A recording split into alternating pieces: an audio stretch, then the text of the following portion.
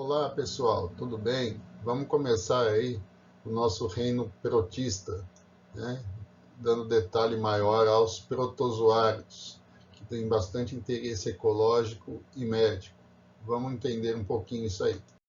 Então, dentro dos protozoários, nós precisamos entender o seguinte: as principais características dos protozoários. Então, são eucariontes, unicelulares, heterótrofos.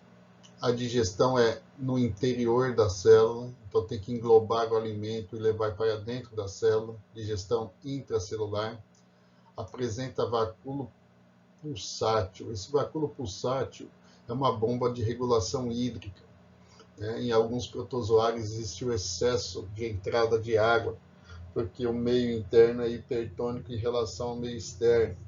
Então existe muita entrada de água. E com isso precisa ter uma bomba para ficar expulsando essa água, para que não haja a explosão da célula. E a reprodução é assexuada ou sexuada, ok?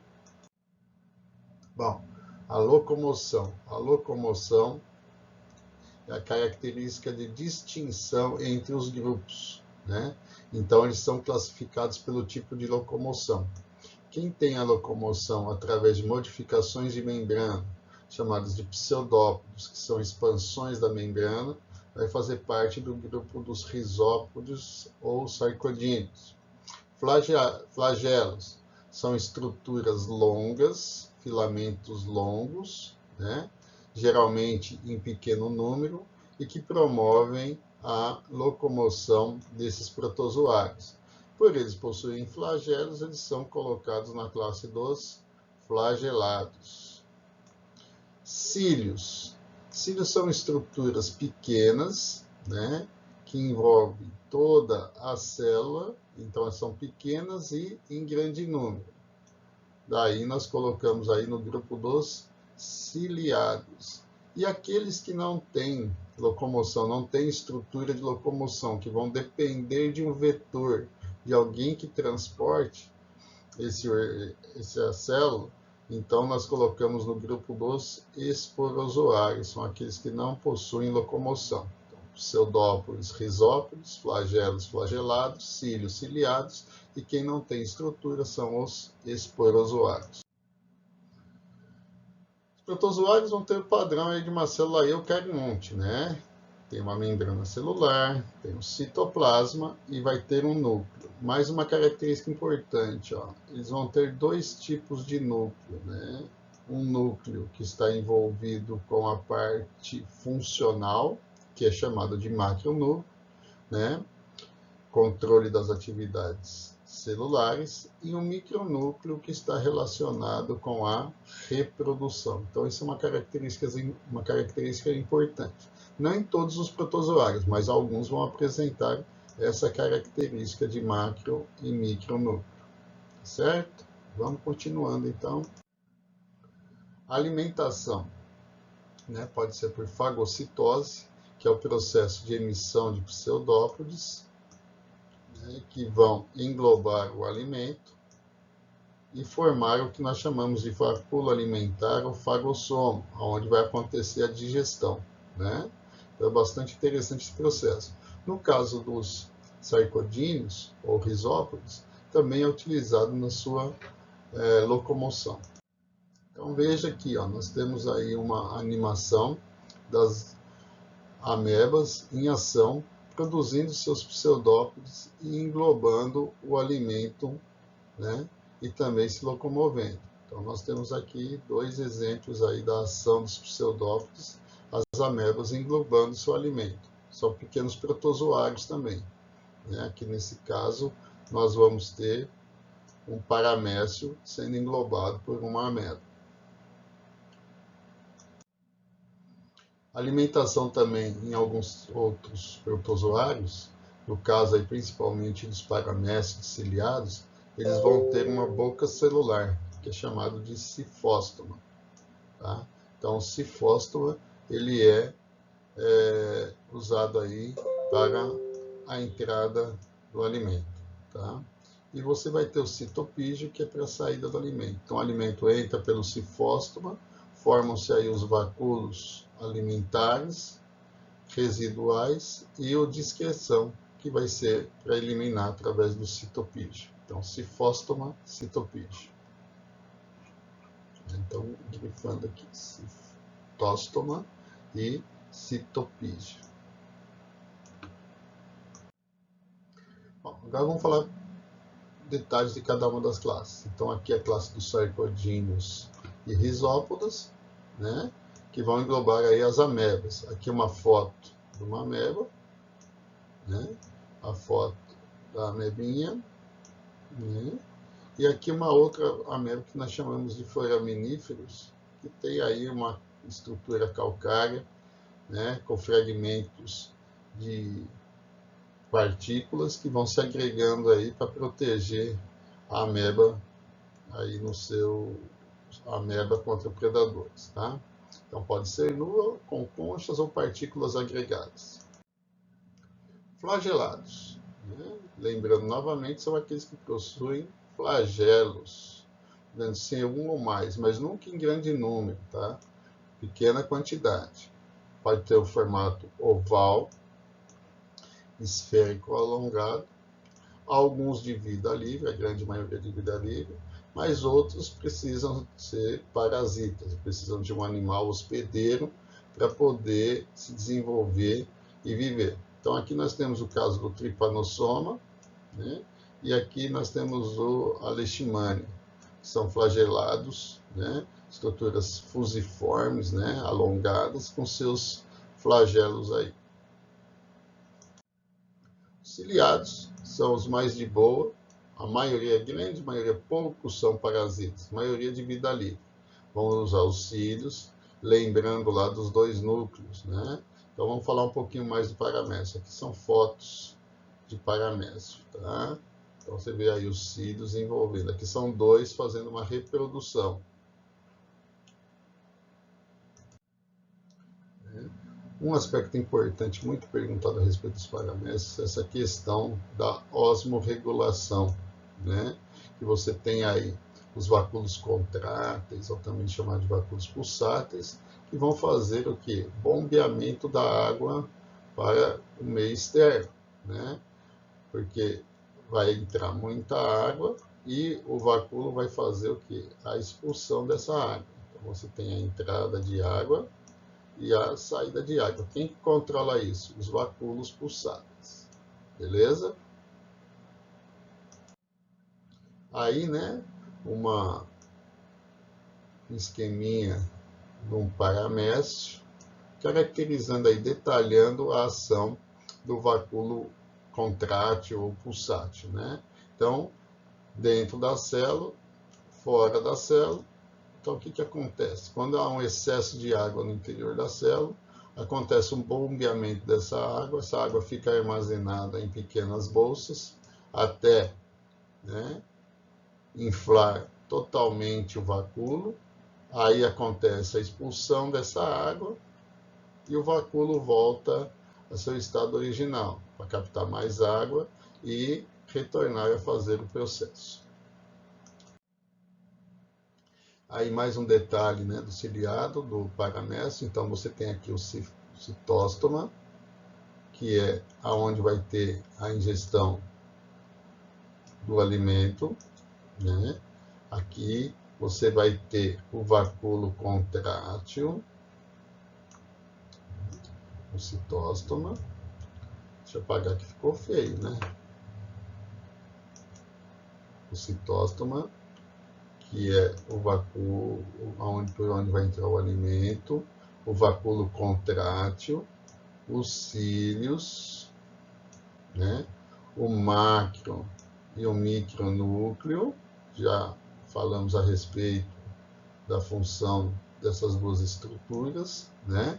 O citopígio, que é por onde saem os resíduos, e, né, são as estruturas principais aí do paramécio. Então, você lembra dos cílios, vacúolo contrátil, macro e micronúcleo, citóspora e citopígio, né, você caracteriza bem aí os ciliados.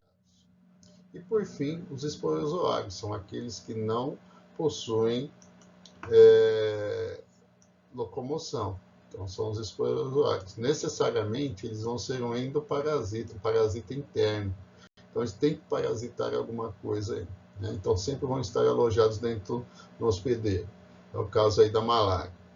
Alimentação por absorção e, como já havia dito, não possuem estruturas de locomoção. A reprodução dos protozoários pode ser uma reprodução assexuada, né? Uma reprodução assexuada, que é uma divisão binária, né? Divisão binária, 1 vira 2, 2 vira 4 e assim sucessivamente. Então você tem uma ameba, né? Um exemplo de protozoário. Aí acontece um start no seu DNA, ele começa a duplicar o núcleo, depois do núcleo duplicado inicia-se o processo de duplicação da célula e no fim do processo você tem 2 novos indivíduos. Simples assim, tá? Já na conjugação, que é uma reprodução sexuada, né? Nós vamos ter aí a conjugação. Então, o que vai acontecer aí? Uma troca de partes ou informações entre os micronúcleos, né? Então, acontece primeiro uma meiose, formam-se 4 micronúcleos haploides, alguns se degeneram, e aí acontece a troca de micronúcleos. Efetuada a troca desse micronúcleo, você tem aí, né, compartilhamento da informação genética. E aí você tem um caso de reprodução sexual. Agora vamos para as doenças, algo bastante perguntado em relação aos protozoários, as doenças causadas por protozoários, as protozoonoses. Pode ser um caso oral fecal, que é a ingestão dos ovos pela boca e eliminação pelas fezes, ou pelo transporte por secreções e pelo sangue, tá? Então, nós vamos ver a primeira aí, amebíase, doença causada por uma ameba, chamada Entamoeba histolítica, né? Entamoeba é o gênero da ameba. Histolítica, isto quer dizer tecido, lítico quer dizer arrebentar, arrebenta tecidos. Eles começam a fazer fissuras, quebra de tecidos da parede intestinal.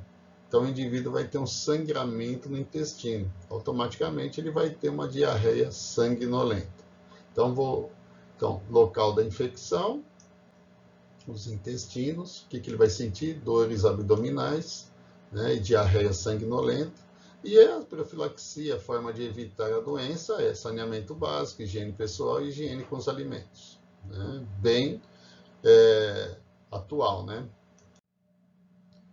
Então, o ciclo da entamoeba histolítica. Você ingere aí alimentos mal higienizados, você acaba ingerindo cistos, que são formas resistentes que abrigam os ovos, né?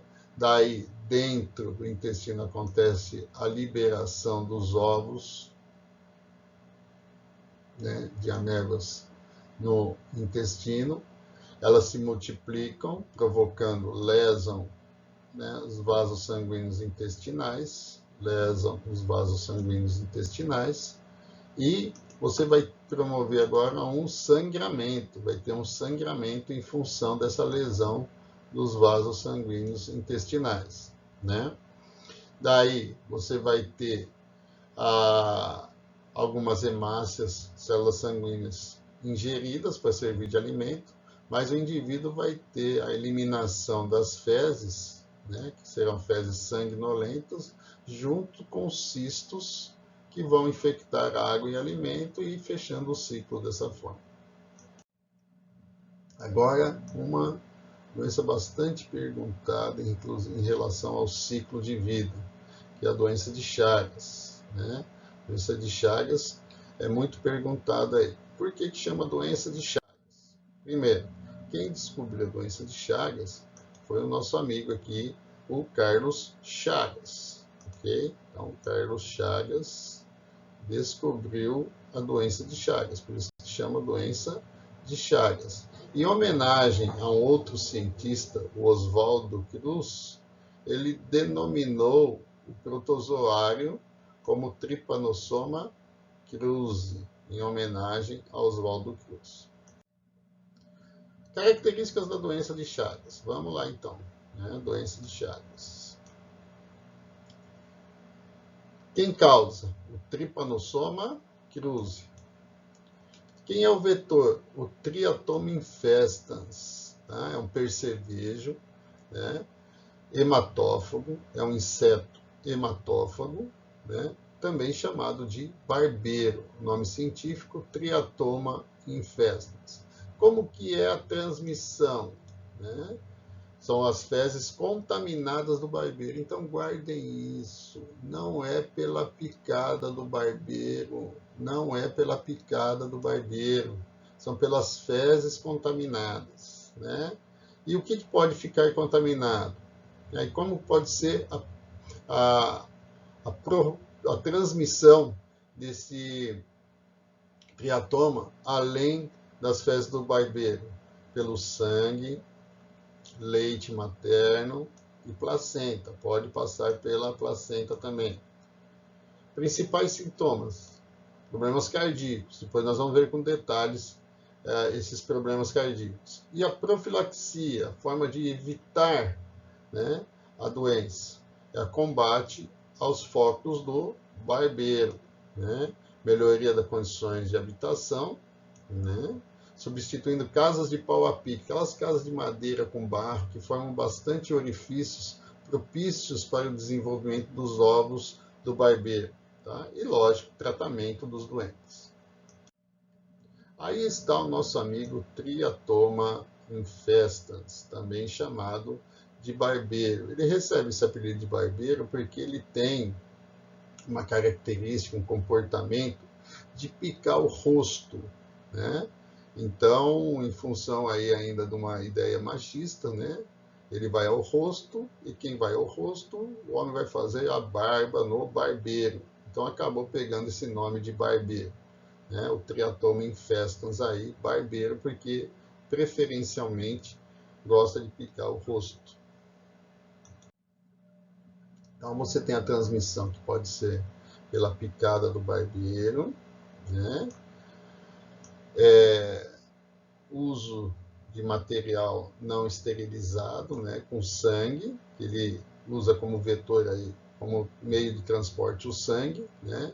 Então, tratamento de fluidos corporais e sangue, né? Leite materno também, e pela transfusão de sangue. Então, tanto é que para fazer transfusão de sangue faz um teste para saber se o indivíduo é chagásico ou não, para não estar transmitindo isso a outros. Né? O ciclo da doença de Chagas. Então, você vai ter aí, ó, o homem infectado, né? Então, ele tem lá o parasita no sangue e nos órgãos. Ou pode ser também reservatórios naturais. Alguns animais silvestres também podem ser, né, fonte aí do parasita. O barbeiro pica o indivíduo infectado ou esses animais silvestres, né? O parasita se aloja no intestino do barbeiro. O barbeiro vai picar o indivíduo, mas voltando a reforçar esse conceito, não é pela picada do barbeiro que acontece a contaminação. O barbeiro, ao picar o indivíduo, começa a sugar o sangue, né? E esse bombeamento pressiona o seu intestino, que faz com que o barbeiro defeque próximo ao local da picada. E são essas fezes que vão infectar o indivíduo. Não é pela picada, não é pela picada do barbeiro, e sim pelas fezes, né, contaminadas. Vamos ver esse vídeo que é bastante interessante. O ciclo de vida do Trypanosoma cruzi no homem. A contaminação de um hospedeiro vertebrado ocorre quando a fêmea do barbeiro, que é hematófaga, pica um mamífero para se alimentar. Após a ingestão do sangue, geralmente o inseto defeca e urina, e se estiver infectado, deposita sobre a pele a forma infectiva do Trypanosoma cruzi, que é denominada tripomastigota metacíclico. Observe que esta forma apresenta grande motilidade.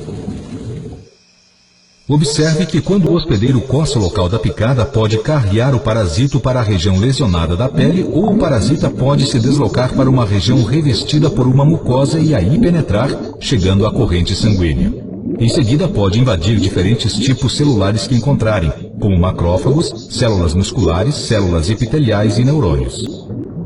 Neste exemplo, observamos a forma tripomastigota aderindo à membrana do macrófago e iniciando o processo de internalização via fagocitose, onde há a formação de pseudópodes e o recrutamento de lisossomos para o local de invasão do parasita, que se fundem ao vacúolo parasitóforo em formação. À medida que o processo de internalização do parasita ocorre, lisossomos fundem-se com o vacúolo parasitóforo, descarregando seu conteúdo. Porém, note, o parasita não é afetado. Observe que no interior do vacúolo, a forma tripomastigota se transforma em amastigota e ocorre a lise da membrana do vacúolo.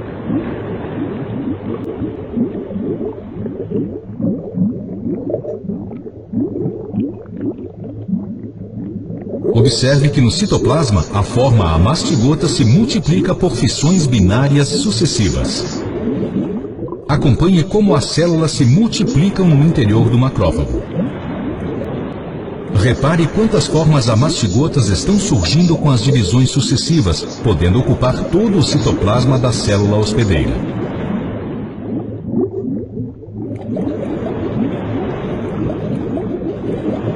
Posteriormente à divisão, veja que os amastigotas iniciam sua diferenciação passando por uma forma de transição e se diferenciando em tripomastigotas.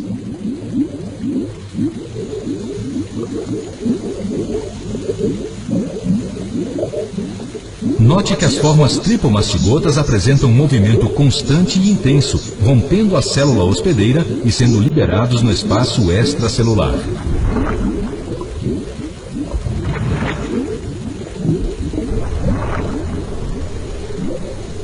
Esses parasitos irão infectar novas células.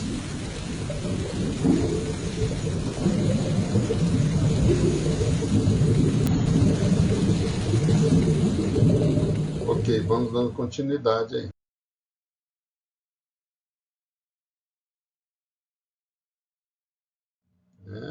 Então, na fase crônica da doença, você vai ter uma doença na musculatura do coração, no miocárdio. O que vai acontecer? Perda da capacidade de bombeamento do coração. O coração aumenta muito de tamanho, tornando inviável seu funcionamento. E também pode ser atingidos outros órgãos, como esôfago, intestino, que pode causar aí constipação crônica, dor abdominal, tá certo? Como se previne? Primeiro, é eliminar o foco do barbeiro, Outra coisa, barbeiro não é mosquito, barbeiro é um percevejo. Então não vai colocar como que pega doença de Chagas, pela picada do mosquito barbeiro. Já errou duas vezes, um pela picada e outro pelo mosquito. Então prestem atenção naquilo que vocês vão estar colocando aí nas suas respostas. E construindo melhores habitações, para evitar a proliferação do vetor. Malária, outro também bastante perguntado, outra protozoose bastante perguntada e que você precisa saber alguns detalhes. Quem que causa? São os protozoários do gênero Plasmodium. Os principais são esses quatro aqui: o Falciparum, o Malária, o Vivax e o Ovário. O Falciparum é o principal, que causa malária clínica grave e morte. Acontece muito em regiões tropicais, de clima quente. Como que acontece? O Plasmodium, ele se aloja no interior das hemácias, provocando aí a ruptura dessas hemácias, tá? Então você pode ver aqui, esse amarelinho é o plasmódio que se aloja nas hemácias. Depois de um determinado tempo, ele arrebenta a hemácia, liberando aí as formas infestantes. Então, ele vai atacando as células sanguíneas. Cada vez que rompe essas hemácias, grande quantidade de hemácias, provoca aumento de temperatura do corpo, que é a febre. E ela vai se intensificando ao longo do processo. Né? Como que é transmitido? Pela picada do mosquito. Aqui é mosquito, tá? Pela picada do mosquito, né? Do gênero Anopheles. E aí, que horas que acontecem essas picadas? Geralmente ao anoitecer e ao amanhecer. Então, aqui nós temos aí o mosquito prego, né? Que é o responsável pela transmissão aí da malária. Como que acontece esse processo? O ciclo da doença. Veja, nós vamos ter dois momentos. Uma no corpo humano, outra no mosquito. Prestem atenção num detalhe que eu vou falar agora. Sempre que a reprodução sexuada for no determinado organismo, esse organismo é o hospedeiro definitivo. Então, no caso da malária, outra pegadinha que você tem que ficar atento, que é no mosquito que acontece a reprodução sexuada. Então, o mosquito, ele que é o hospedeiro definitivo. O homem vai ser o hospedeiro intermediário, porque aqui vai ter uma reprodução assexuada, tá? E como que acontece isso? Ó, eu vou apagar aqui só para explicar o ciclo melhor. Então, apagando, some, some, some, aí. Então, veja, o que acontece no caso aqui? Então, você vai ter, né, o mosquito, ele, ao picar o indivíduo, ele é hematófago, se alimenta de sangue, ao picar o indivíduo, ele introduz, né, ele introduz gametócitos, perdão, ele introduz células contaminantes aqui, que são chamados de esporozoítos. Tá? Então, ao picar, né, ele introduz os esporozoítos. Beleza, introduziu os esporozoítos, esses esporozoítos, né, vão se alojar no fígado, e aqui no fígado, né, eles vão mudar de forma, eles vão se alojar nas células do fígado, vão sofrer diversas modificações e divisões, e vão se transformar nas formas infestantes, que nós chamamos de merozoítos. Tá? Então, os merozoítos, né, são as formas infestantes, que vão se alojar nas hemácias,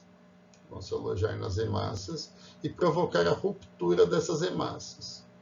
Parte desses merozoítos vão voltar a infectar novamente outras células sanguíneas. E parte vai se transformar em células gaméticas, que nós chamamos de gametócitos. Esses gametócitos vão ser ingeridos juntos com o sangue, né? Esses gametócitos vão ser ingeridos junto com o sangue pelo mosquito, né? E aí, dentro do mosquito, vai acontecer a reprodução. Então, você vai ter a transformação do gametócito masculino e feminino. Eles vão se encontrar formando um zigoto, né, através do processo de fecundação, vão sofrendo várias modificações até formar de novo os esporozoítos, que vão ser introduzidos em outro organismo, proliferando aí a doença. Cada vez que tem essa ruptura de hemácias, nós temos elevação da temperatura, né? E essas altas elevações de temperatura podem levar o indivíduo até a morte. Vamos assistir esse videozinho também, que é bastante interessante. The malaria parasite's life cycle is very complex, involving many stages. As the mosquito feeds, malaria sporozoites enter into the human bloodstream.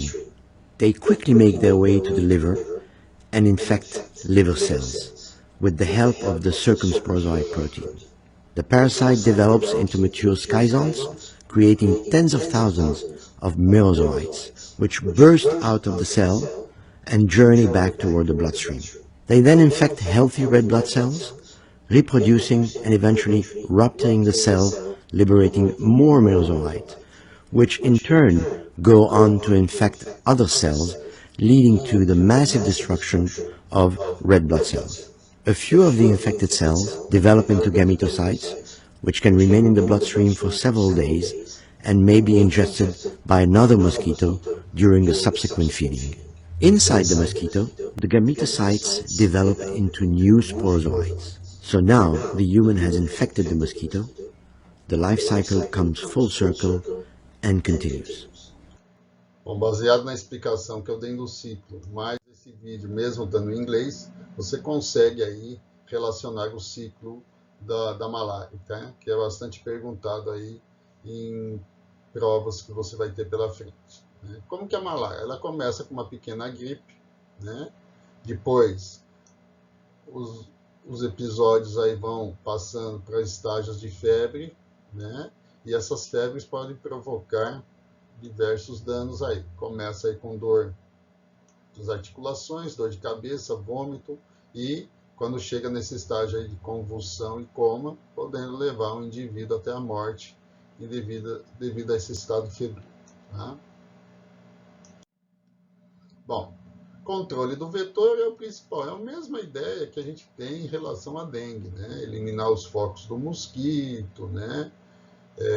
Colocar telas, usar repelente, toda essa questão aí de saneamento básico também para esse caso. Então, para ações que reduzam os focos do mosquito e, consequentemente, as suas picadas. Outra doença é a leishmaniose. Essa doença aqui é mais cruel, né? Provocando feridas cutâneas ou também na parte visceral. Né? Feridas, né, em grego aí vem da palavra úlcera. Então, úlcera nada mais é do que uma ferida provocada aí no tecido ou na parte visceral. Então, vamos ver. Nós vamos ter aí o que é a leishmaniose, né, causado pelo protozoário Leishmania. Nós vamos ter dois tipos aí. Depois nós vamos ver com detalhe. Leishmania brasiliensis, que provoca a úlcera de Bauru, né? Úlcera está relacionado com ferida. Bauru foi a cidade que teve um grande foco em um período aí, então ficou, né, essa doença apelidada aí como úlcera de Bauru. Tá? Esse protozoário invade as células, tá? Elas vão invadir as células, né, que fazem parte do sistema imunológico, né? E isso pode provocar sérios danos aí à pessoa infectada. Como que é a transmissão? A transmissão também é através de mosquito, né, que se alimentam do sangue, mosquitos hematófagos. E o mosquito, o apelido dele é mosquito palha. Presta atenção. Na malária você tinha o prego, aqui você tem o palha. Tá? Os dois tipos de mosquitos aí que vão agir no caso da transmissão dessas doenças. No caso da leishmaniose, o palha. Tá? Então, você vai ter a leishmaniose tegumentar, tá? Essa leishmaniose tegumentar. Deixa eu apagar aqui, não ficou bacana, não gostei. Isso, vamos mudar. Né? A leishmaniose tegumentar também não ficou bom. Calma, pessoal, eu ainda vou aprender. Então, acho que nem precisa, né? Já está grifado aí, você vai lendo. Então, você tem a leishmaniose tegumentar e a leishmaniose tegumentar cutânea e a visceral. Então, tegumentar, agora consegui. Ó. E a visceral. A cutânea vai provocar lesões na pele. Aqui, ó, lesões na pele, né? Aqui, no caso, vai ter lesões na região do nariz, né? E a visceral vai afetar órgãos como fígado, baço e medula óssea. Tá certo? Vamos assistir outro vídeo explicando o ciclo reprodutivo da leishmaniose. O ciclo de vida da leishmania no inseto. A infecção do inseto flebotomínio ocorre quando a fêmea pica um mamífero infectado e ingere células sanguíneas e outras células, especialmente monócitos e macrófagos contendo formas amastigotas. Veja que os amastigotas são conduzidos à região anterior do trato digestório.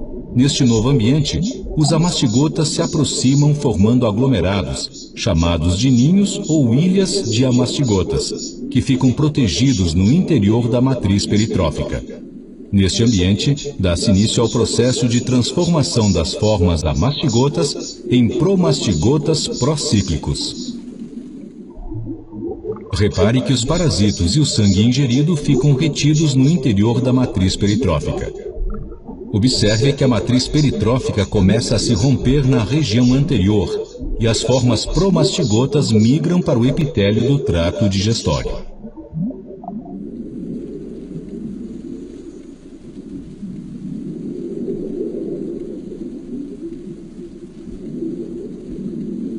Veja que quando alcançam o epitélio, os promastigotas começam a se multiplicar sucessivamente por divisão binária e aderem ao epitélio pela região do flagelo.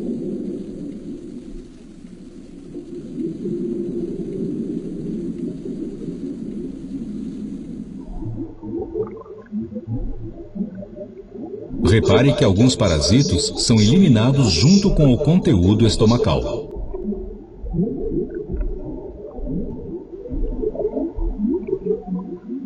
Após a divisão, os parasitos migram para a região anterior do intestino, até a válvula estomodeal, onde se concentram e sofrem um processo de diferenciação denominado metaciclogênese. Veja que durante a metaciclogênese, os promastigotas apresentam redução de tamanho do corpo celular e aumento do flagelo, tornando-se extremamente móveis. Tornam-se assim altamente infectivos, passando a ser denominados de promastigotas metacíclicos. Observe o aglomerado de promastigotas metacíclicos próximos à válvula estomodeal. Ao danificar a válvula estomodeal, as formas metacíclicas migram para a probóscide e são regurgitados, sendo transmitidas a um novo hospedeiro vertebrado através da picada, recomeçando o ciclo.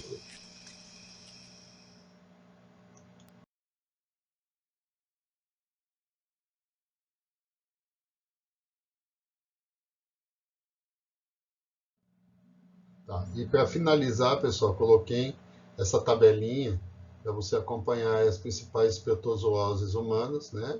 Nós falamos aí a respeito da entamoeba histolítica que causa amebise, Trypanosoma cruzi, que é a doença de Chagas, tá? Leishmania brasileira, que é a úlcera de Bauru, que é a leishmaniose tegumentar, né? A Donovani, que é a visceral, ok? E o plasmódio, que é responsável pela malária. E algumas outras que você pode olhar aí, né, e também guardar, né, que é a doença do sono, a giardia, tá, a toxoplasmose,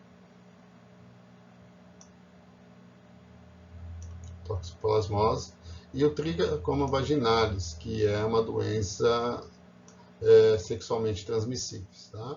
Então, dê uma olhada aí nessas outras três que nós não chegamos a comentar e dê uma olhadinha aí na espécie, classe, doença, sintomas e transmissão, tá? Com isso, a gente finaliza aí nossa apresentação e aguardo vocês no próximo encontro. Abraços e muitas saudades de vocês. Tchau, tchau.